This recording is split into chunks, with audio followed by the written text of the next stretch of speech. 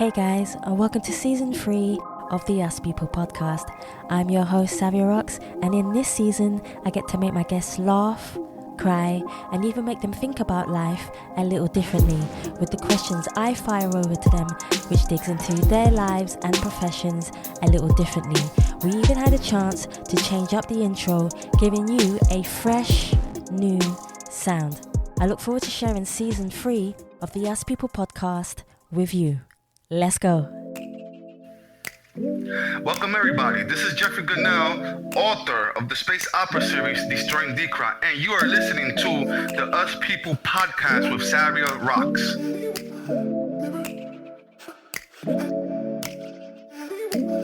Made up my mind, now is my time to shine.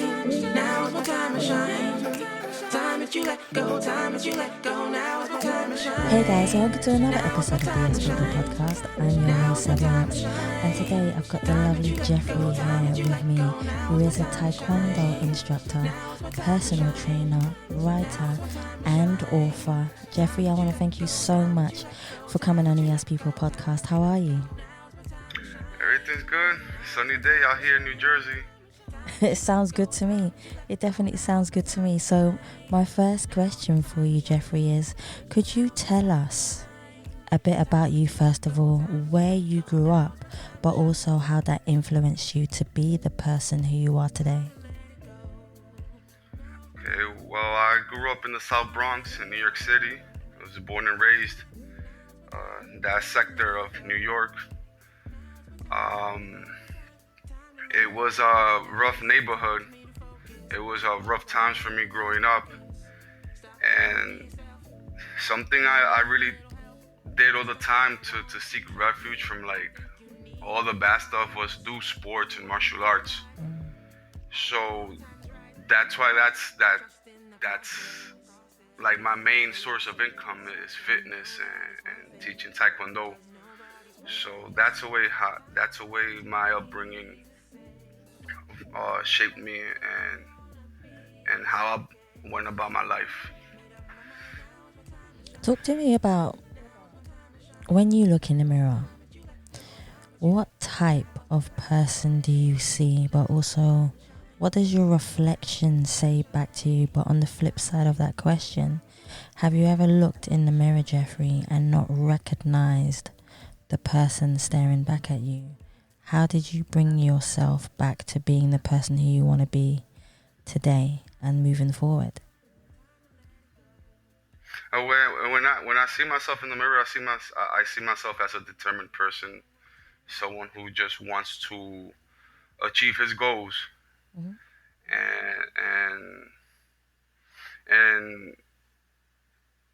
someone who's relentless in his attempts. So like sometimes when you're ambitious and you want to get stuff done, you really like don't do like these type of self-reflections, but they're important because you see like who you really are, and that's what I've always seen in myself, just a very determined person. No, I totally understand that. Talk to me about your journey, because it seems like even through the first 2 questions of me asking you, even though your life has been difficult, you still seem to see the light at the end of the tunnel. So talk to me about, especially for people who are in a similar situation like yourself, talk to me about what you do to get yourself out of situations and still believe in yourself the way you do and still have that drive and ambition for you to become who you want to become in life. You just have to stay positive. You have to stay positive and strong. You can't let dark times, take you down or change who you are or make you forget who you are. You just gotta stay positive and strong. It's the best thing for me and for many other people. Many people who have lived life on earth have overcome so many things.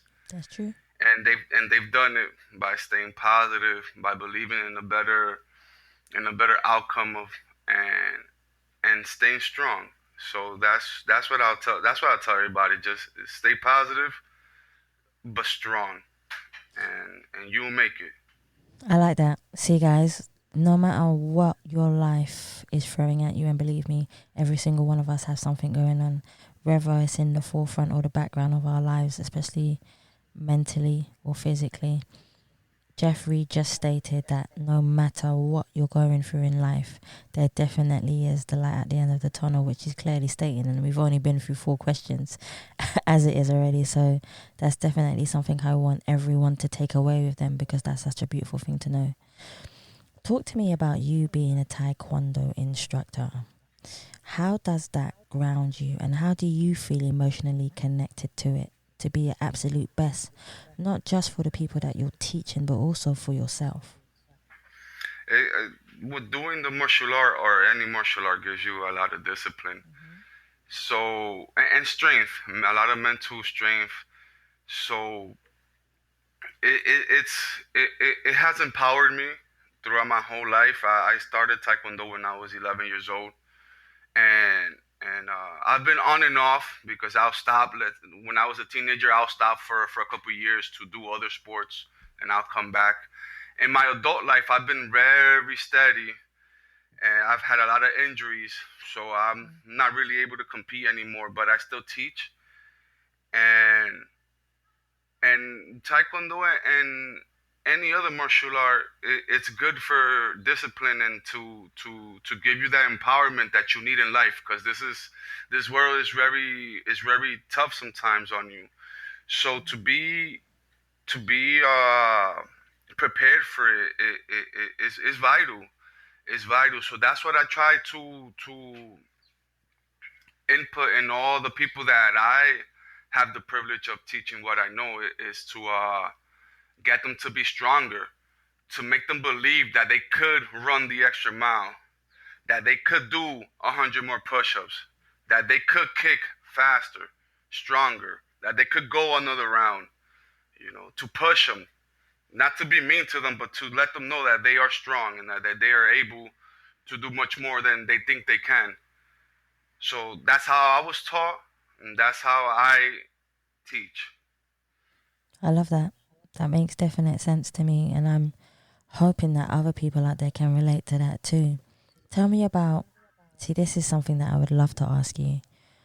Before we get onto your book, which is one of the sole reasons why you are here too, which is what I love, talk to me about a time that you have overcome an obstacle, but because of the passion of what you do when it comes to writing, how does that relate to your book and helping you? Oh, so I've been through I've been through a few things. Uh, I could not tell. not I could tell. um, like I was I had told you previously. I had gotten injured in 2013. Yeah. I tore my ACL the first time I tore it, and I had to go back to New York for surgery. Something I was not planning, something that derailed my life completely. But upon returning to New York, I don't know if you guys have Barnes and Nobles out there. Barnes and Noble, okay, the Yeah. bookshop. Well, after a medical appointment, I just decided to stroll into one of their bookshops one day in Manhattan, and I discovered that there were books on writing fiction and writing screenplays, and I said to myself, "Oh my God, this is what I do when I'm not doing sports. I write, but I really don't know how to do it. I just pour my story onto paper, and I started purchasing these books, reading them, and I learned so much, and that helped me through the healing process, from that injury, from that surgery, from that recovery. Of course, I've gotten injured more times after that, and I had to do it again. But that was a way that writing helped me overcome an issue, an obstacle I had in my life. And the books that I read really empowered me, and helped me through that journey I had to go through back in those times. It's funny that you say that, because when you sent me the picture of you sitting down reading the books, I'm actually going to share that with everyone. Once your podcast is out, I'm definitely going to share that with everyone because it's so inspirational to see where people do come from and what their life is like, because nobody knows unless you tell them or show them what's going on in your life, because on the outside we can all look okay, but on the inside it's something completely different. And Jeffrey sent me a picture of him sitting there and he's like, Savia, this is my zone. I sit down and I read these books, and it does so much for me. It helps me to relate to things in life. It helps me to focus on what I need to focus, and it also educates me. And that's, you're always learning in life. There's never a day where you're not learning something. So I think that's so important, which leads me on to my next question, which is your book. I know that everybody else can't see this, but I'm actually holding up Jeffrey's book at the moment. So I'm going to let Jeffrey do the intro for his book and tell us a little bit more about it before I go into depth about certain sections in the book. Jeffrey, could you please tell us more about your book, why you were inspired to write it, but most of all, why you decided to write to me, even to want to come on the podcast for people to know more about your book? Okay, well, let me start from the very beginning. When around around the time I was 11, 12 years old, around the time I started doing sports, I started developing this story, and it was all over the place. I didn't know what I was doing, but I knew I had a story and I liked it. I'll write some parts of it. I write it down, or just imagine the scenes in my mind. But all throughout my teenage years, I held on to the story. And when I turned to 20, I started writing it. I just started pouring scenes and backstory and characters onto Microsoft Word with not really a roadmap on how to clearly develop the story world or the characters or the conflicts. So I just kept on writing. I just kept on writing, and as I said, when I started reading the books in 2013, I learned a lot about how to story map and how to develop characters. And when I when I was able to really get a tight grip on the story, I realized it was not just 2 or 3 volumes. It was really like 10 to 12, 10 to 12 volumes. So basically, this is a space opera science fiction series. It's called Destroying Decra. It's called Destroying Decra because Decra is the name of the planet, and it's where most of the drama takes place. So there's a lot of space battles and death duels and revolutions and terrorist attacks and a whole bunch of crazy stuff that goes on this planet.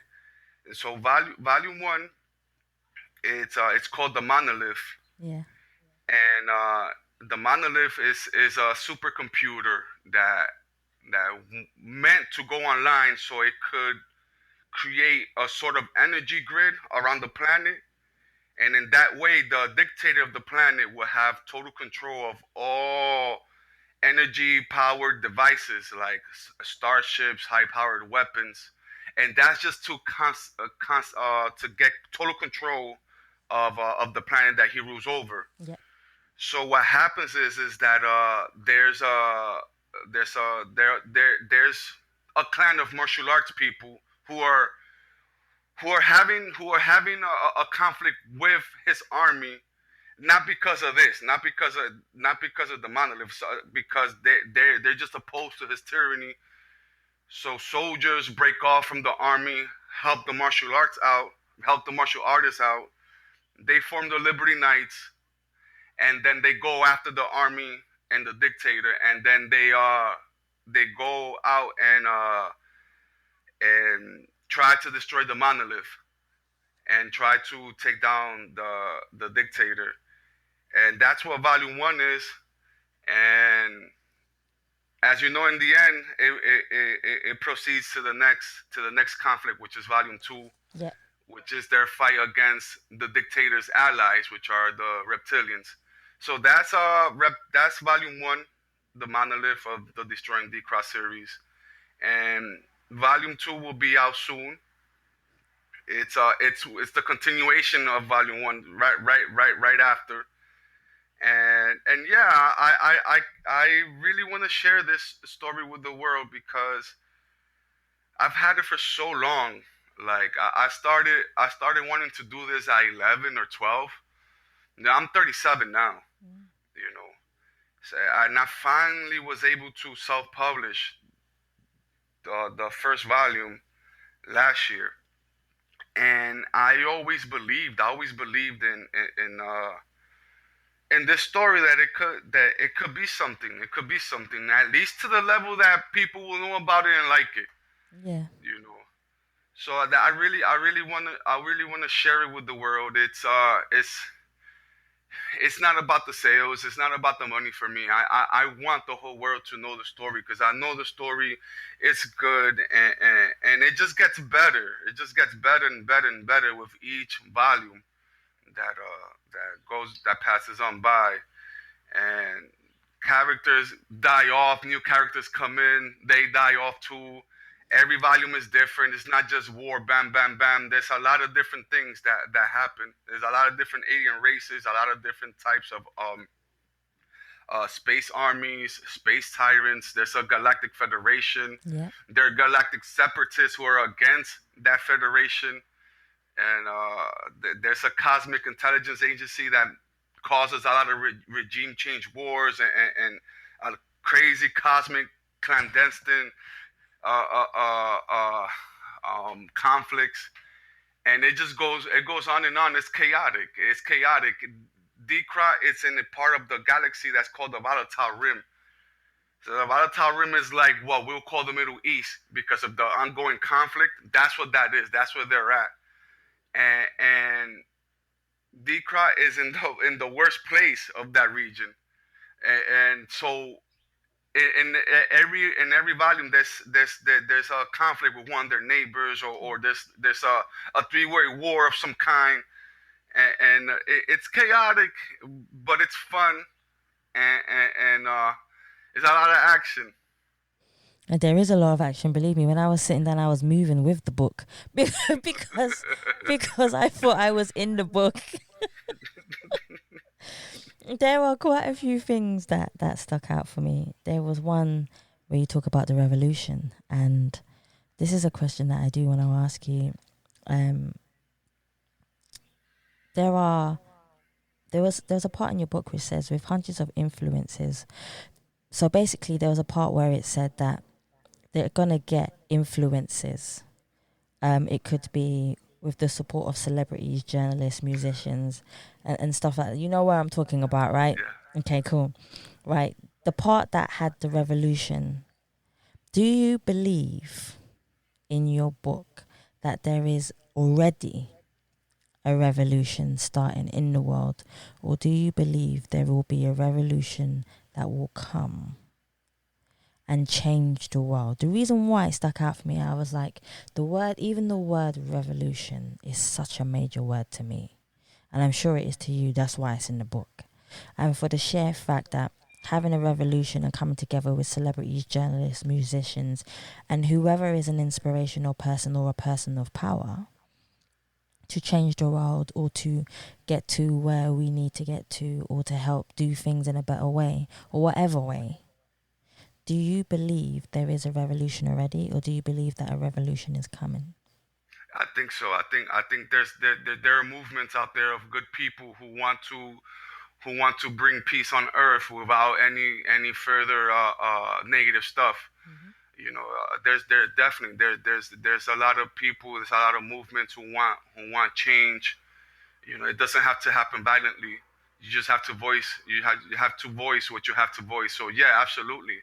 You saw what had happened last year with the whole George Floyd thing. Yeah. People got together and said enough is enough, and there's been change. I know that there were some things went down out there where you're at, but over here, we saw, like I saw change.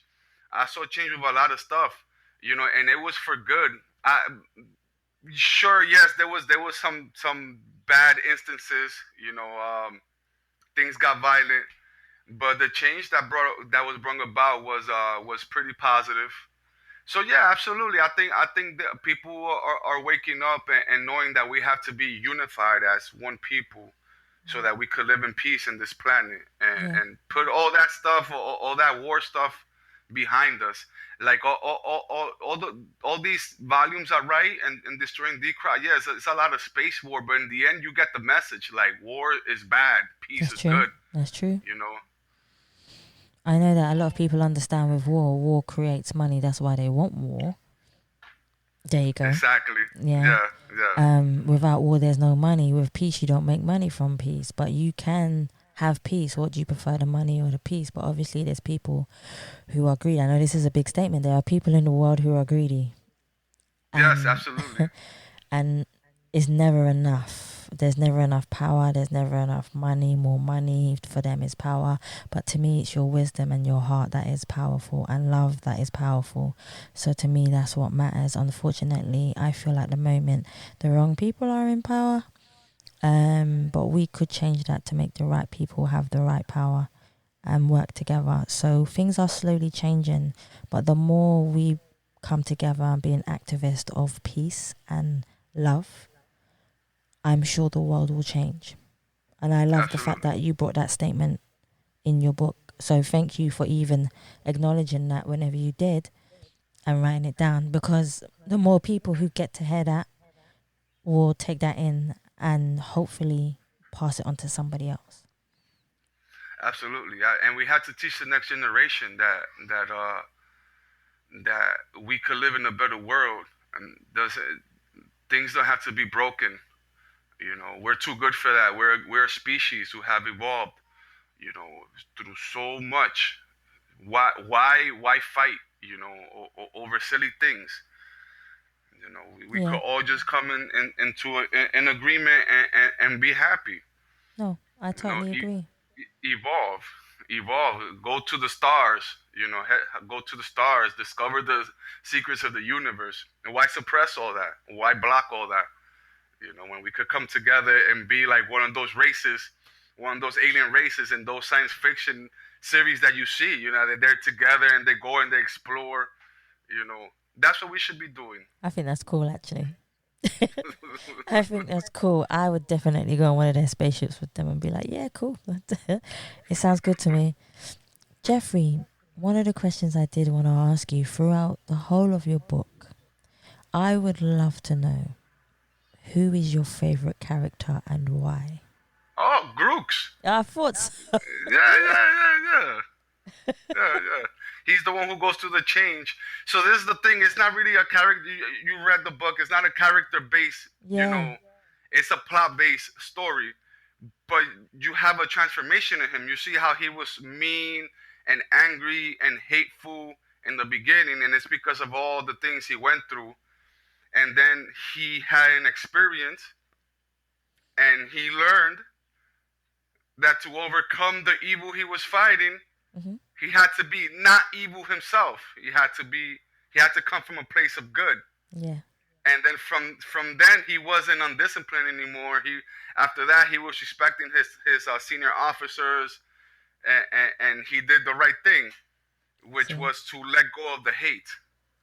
So he had that transformation, and that's the message I was putting out there with the book, is to let go of the hate, and think from the heart in everything that you do. That's totally true. Hate doesn't win, love wins, and we've said this over and over again so far, and it sure does.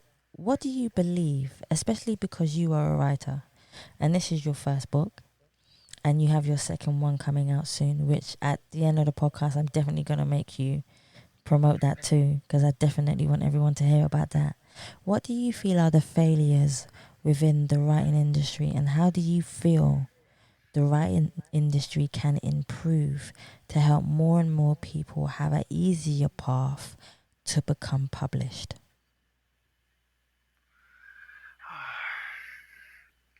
I really don't see much failure in the writing industry. It's just that it's hard. It's really hard. It's really hard. You know, you could have the best story in the world, but the world might not even know about it. No matter all the promotion you do or you get an agent. Uh, the failure that I see is people when they stop writing, when they quit. And, you know, you gotta think of it like this: life is in cycles. You know, you see that we got winter, and then we got spring, summer, and then autumn. It's a cycle. It's a cycle. So because you're going through something, you know, or you're working on something else, you put this on hold, and you do this, then you do that, then you gotta come back here, but then you come back to it. You know, you gotta come back to what you left on hold. A lot of times, people they don't want to come back to their writing because maybe they didn't get enough sales or whatever. Just keep doing it. Just keep doing it, and for people to like improve, to improve with being able to get published. It's just you go through the steps like I did.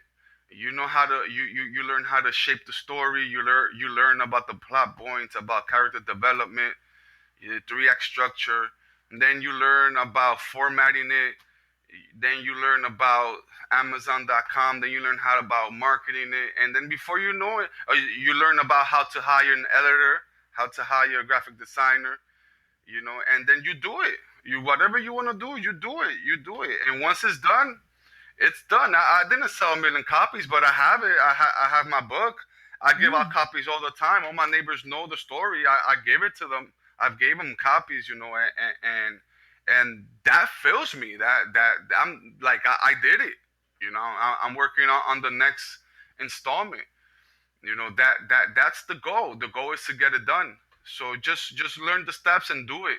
You know, it's not expensive and it's not hard. If you really want to do it, if you're really passionate about it, and that's all you could think about, go for it. It's gonna happen.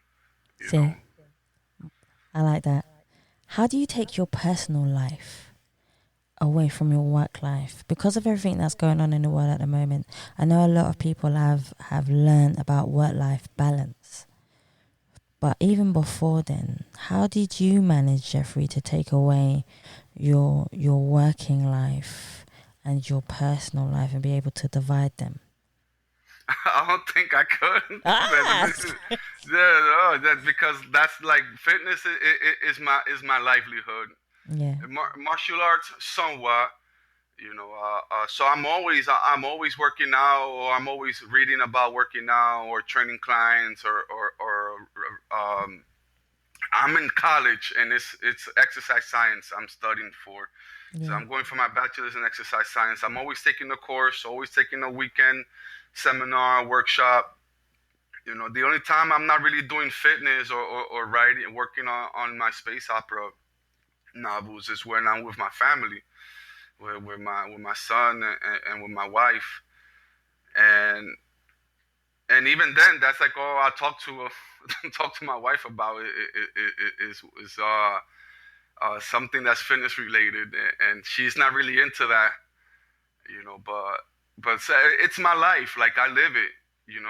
And I live this story, and but the same way I take my work life into my personal life, I also take my personal life into my work life, because I'm always doing it for I when I do this, I'm thinking about how it could also benefit my family.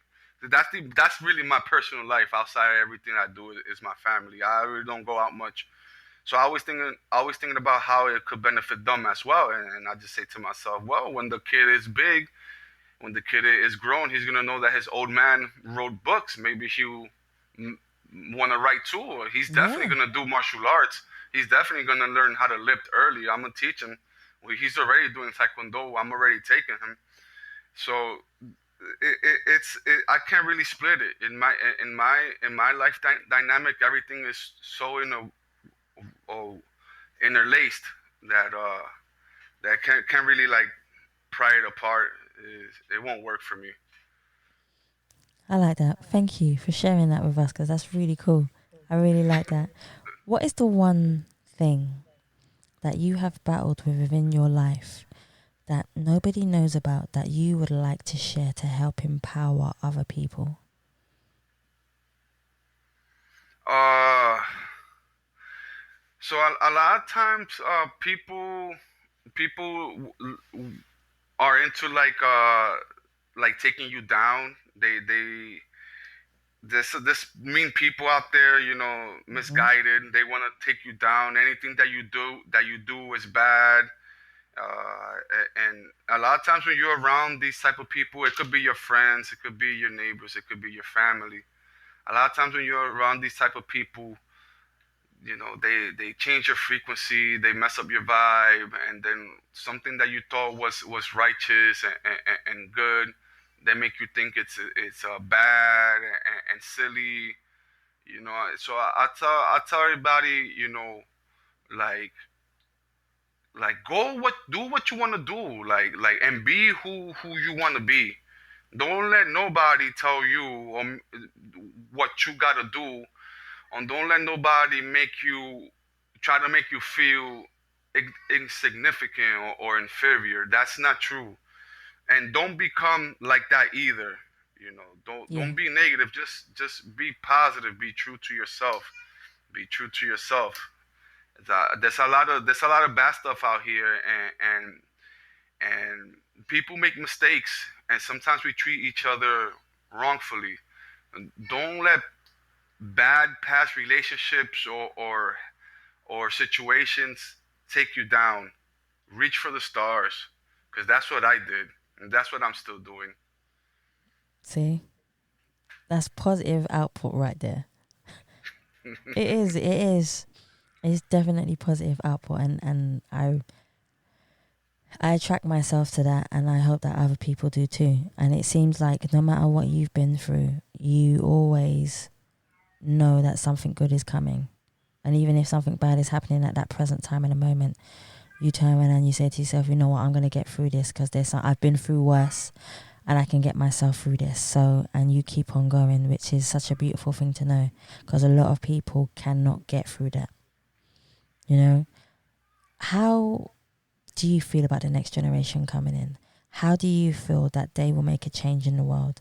And how do you feel that they will stand up against racism, mental health, being an advocate for something that they believe in?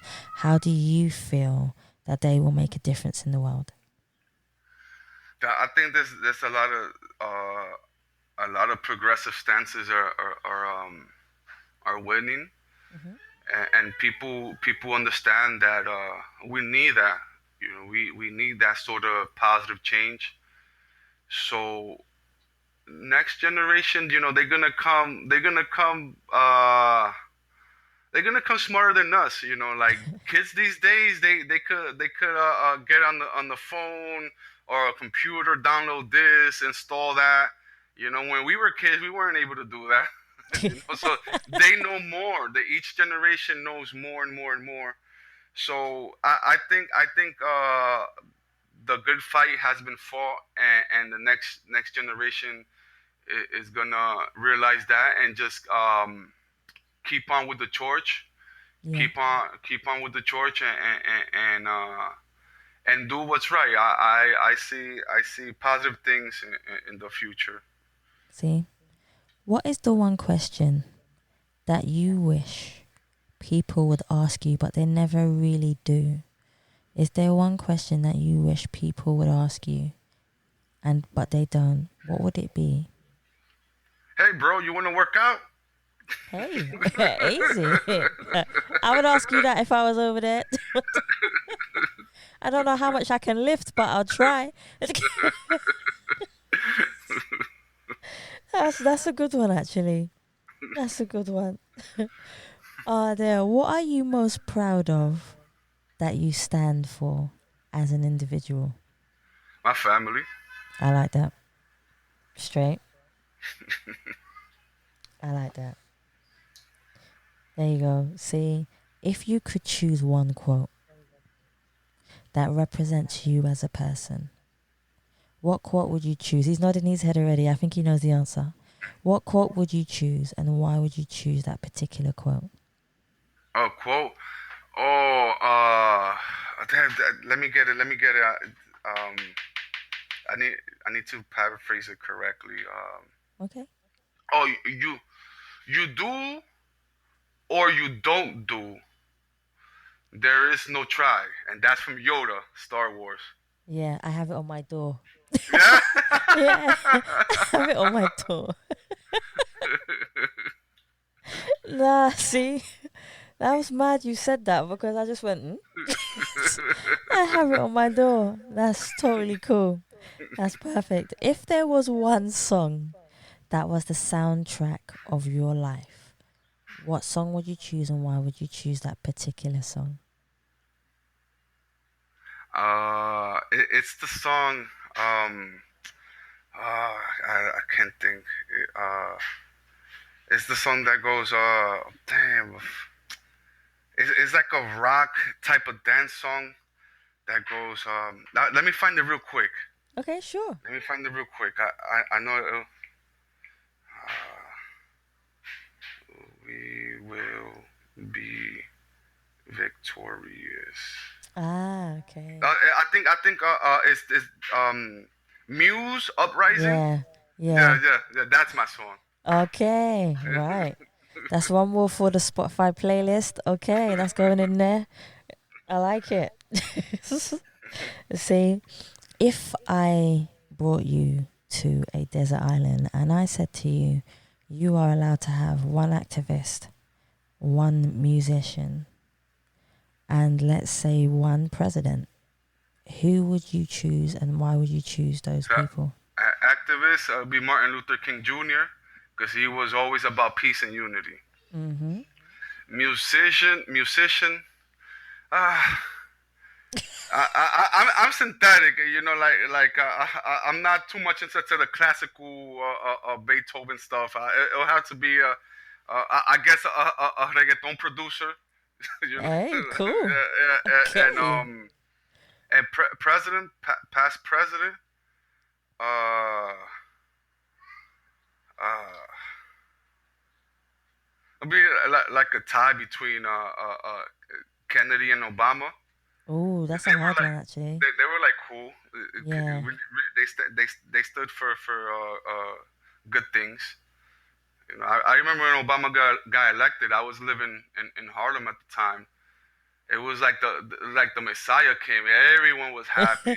Yeah, yeah, no, it was glorious. I remember that day. This was 2008. Yeah, I'm just trying to remember. Yeah.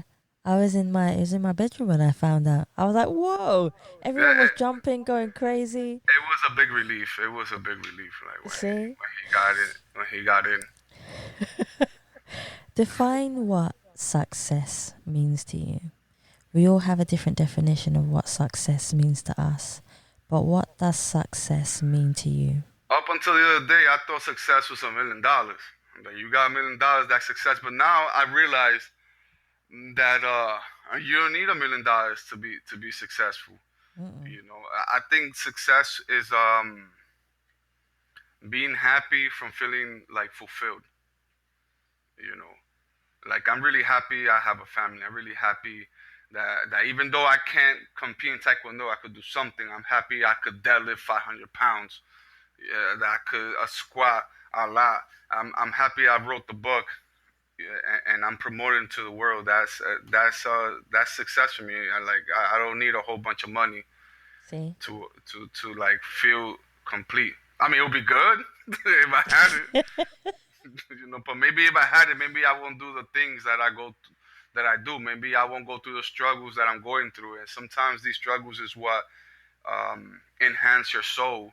You Yes. know, give you a stronger mind, a stronger Yep. psyche, a spirit.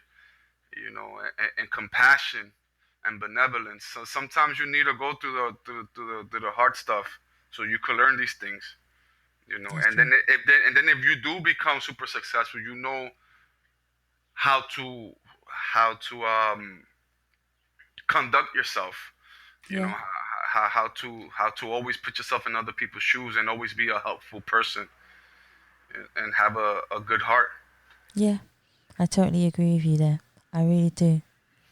What is the best advice you have ever received, and how has it helped you in your life? Best advice I received, I was my first master, my first Taekwondo instructor in the Bronx. He, I don't remember in any way he telling me this directly, but I do remember with action. It used to be really strong. Like, back then, like Taekwondo, like martial arts in the Bronx, like you would go to a martial arts school. It used to be really tough. So so I remember going through a lot of painful workouts with that guy, and he still has a studio in the Bronx. Willie Martinez, K Mag International, but I don't train under him no more. But one of the things I do remember him telling me was whatever you do, complete it. I don't care how long it takes you. If you have a goal of doing 100 push-ups, do 100 push-ups. I don't care if it takes you 5 hours. Do it. Don't stop until you get the 100th. That I remember he told me one time. It's good advice. And that's been my philosophy all my life. Like just don't stop. Even if you gotta take a break, pause and come back to it later, fine. But don't give up. See. When was the last time you remember feeling totally at peace with yourself? I don't Oh, that's a good. I don't know. Oh, No, every day, no matter what. You know? yeah. The way you came out with that, I was like, whoa. You were like, what? What's peace? No, what? Okay. Okay. What would you like your legacy to be in the world when you feel you have done everything on your list or everything that you can do? And only when you feel like stopping, what would you like your legacy to be in this world? Like a man who passed off everything he knew to his son. I like that. See? That's good enough for me. I hope it's good enough for everyone else, but it's definitely good enough for me. You know? I can see that you have a great passion for your family and you love them wholeheartedly and they mean so much to you. I know everybody else can't see you, but I can. And I go by energy of what I get from a person and it feeds back and forth. And I definitely know throughout this whole interview, your family has been one of the biggest inspirations to you. And that's unique, you know? Thank you. I have one more question for you, Jeffrey, before we go. And that is, finally, could you tell us where we can find you on all your social media platforms, anywhere, when your next book is coming out, you know? Tell us absolutely everything. Where can we find you? Okay, well, people could find me on Twitter, Instagram, and Facebook as Galactic Jeff is my handle. Galactic Jeff, that's my handle. I'm the only Jeffrey Gonell in the world, it seems. So you could just put Jeffrey Gonell, and you find me too. So yeah, you could hit me up through any of those platforms. Galactic Jeff is my Hotmail. galacticjeff@hotmail.com. You could reach me out there through that way as well. Yeah, Galactic Jeff. You can find me. I love that. And Volume 2, Kilmora's Invasion, it should come out before November. It's done. It's done. I just have to take it to the. Yeah, I have to take it to the editor. Yeah, I have all of them done except for like the last 3.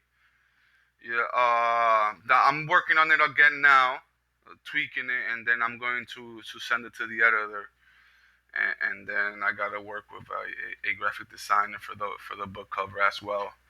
I actually designed the book this one because it was another design. It was another design, but this design was me. What I did was Ah. I cropped the image from the original design, and then I put it into this format. So that's how all of these are gonna be. So I just really need a graphic designer to make me like the center image, Yeah. and I already have the format for the design for the book cover. So it should be should be coming out before November, and it's the continuation. It's right after volume one. You know that in the end, the the the new king was bickering with the reptilian leader, Yeah. and basically in volume two, the reptilians actually invade the planet. They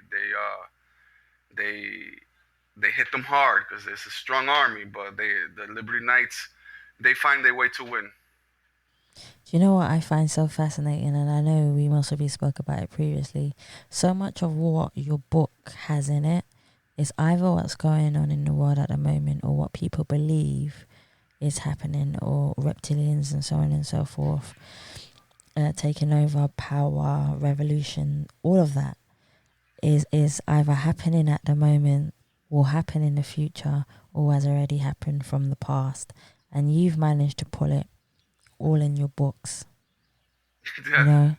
So I don't know, maybe you have future sight or you know what's going on. But Jeffrey, I sincerely, from the bottom of my heart, want to thank you so much for your patience, for coming on the show, for your kindness, compassion and wisdom, and your knowledge of everything that you have done to make the world want to know who you are, to make the world be a better place, and to also continue. One of the biggest things that you have shown on this podcast today is your belief for life and never giving up. So from me to you, this is me saying thank you so much for coming on the Us People podcast and sharing your story your way. Thank you for having me. I truly appreciate it, and I'm humbled to be here.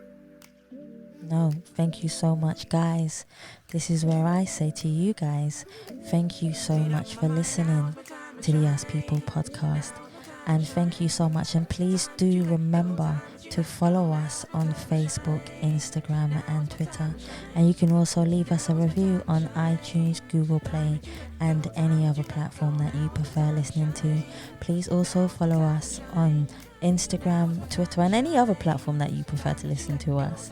And also remember, you can donate to the Us People podcast by simply going to the Savia Rocks website, or just typing in paypal.me/Us People podcast, or donorbox.org/Us People podcast. Guys, again, thank you so much for listening. Stay happy, stay positive, and as always, please continue to be kind to one another. Time to let it go. Now's my time. Now's my time. Time to let it go. Now's my time. Now's my time. Time to let it go. Now is the time for me to focus. Stop all that playing hocus pocus. Stop doing it yourself. You need a little help. This time I wanna see you shining. I think you need a little guidance. You wanna feel alive. I know That was a lot. You do this a lot with a lot of people. This run time.